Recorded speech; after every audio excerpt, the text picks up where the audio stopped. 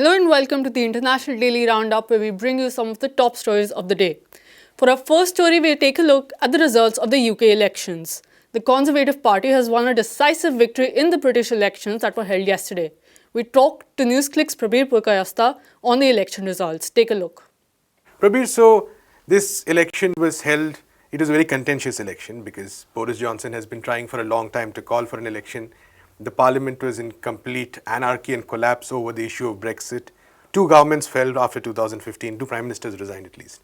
So we have a situation where despite all this, despite all the chaos, despite the complete bankruptcy of conservative politics, they seem to have returned with one of their most historic victories.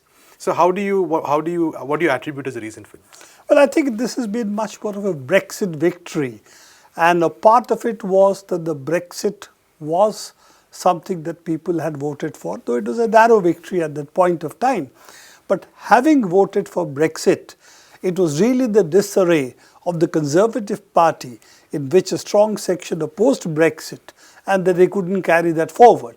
And this was really the reason that the Labour Party and a section of the Conservative Party which objected to the Brexit in the form that Boris Johnson wanted, which led finally to the elections that we have had, is very clear that Boris Johnson within the Conservative Party came out clearly as a Brexiter. And if you see the last election that took place in the European Parliament, it's the Brexit Party, which had a major vote share. In fact, they beat the two other parties, Labour Party and the Conservative Party, and emerged as the strongest voice, largest bloc in the United Kingdom. So given this, it's clear that the Brexit has gained ground from the last referendum that took place. And this, if you look at the map, it's very clear that this map mapped on the Brexit elections would show that this has really strengthened. What does it mean when I say it's strengthened? You will see the Scottish National Party has won a larger share of seats and in fact has swept Scotland, as you said, and they have been opposing the leaving Brexit, and therefore they have also gained seats. So what we have discussed earlier in NewsClick, the Brexit has been a polarizing issue in United Kingdom and has made it much more of a disunited kingdom in which it's not the political divisions alone, but the ethnic and identity divisions which have widened in United Kingdom. And therefore, the core English areas have voted one way, the Scottish areas have voted a different way, and in Ireland, Northern Ireland, if you see, the Irish voice has also been split, and you can see the Sinn Féin seats have remained in a particular area, and you can see that the Unionists, the Democratic Unionist Party, has again got a concentrated area with which it has got the seats. So you will see a much more division of a United Kingdom, which is based on rather the ethnic identities of the people, and within it, the English areas, that's where the Labour and Conservative Party have contested each other, and in this, the area that has gone against Labour, which has been for a considerable period their stronghold, are the old industrial areas in which the older working class population feels that the benefit of the European Union did not come to them.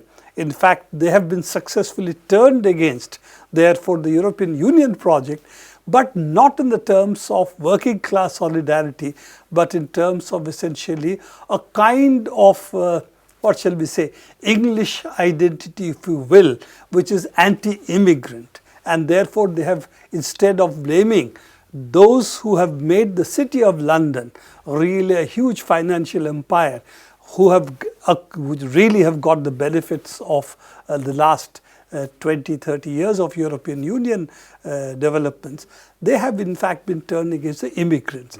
And this is the core of the Brexit issue, that turned the issue of crisis of capitalism, which is what United Kingdom is seeing, as an immigrant issue, make it a white versus immigrant of different hues issue. And this is what the Brexiters have been. Nicholas Farage was really the key voice in that. But let's face it, a key section of the Conservative Party has now drifted farther to the right.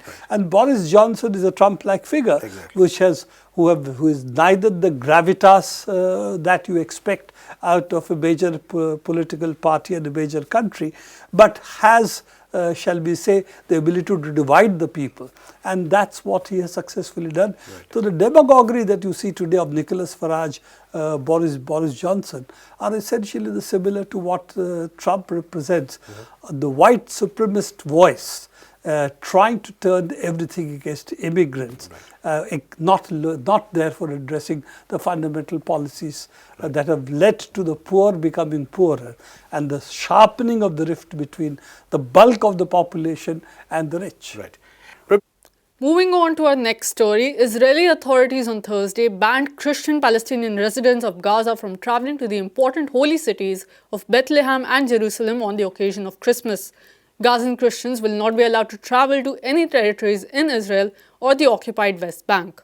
Last year, Israel granted permits to approximately 700 Christians from Gaza to travel to Jerusalem, Bethlehem, Nazareth, and other holy cities. There are about 1,000 Christian Palestinians who live in Gaza, with most of them being part of the Greek Orthodox Church. The total population of the Gaza Strip is a little more than 2 million, who are living under a brutal and inhumane air, sea, and land blockade by Israel for more than the last 12 years. Israeli human rights organization Gisha said that this Israeli policy points to the Israeli goal of deepening the separation between occupied West Bank and Gaza. Leaders from the Christian community in Gaza also condemned the Israeli decision. And this is all we have for this episode of the Daily Roundup. For more such stories and videos, visit our website peoplesdispatch.org, subscribe to our YouTube channel, and follow us on Facebook, Twitter, and Instagram. Thank you for watching.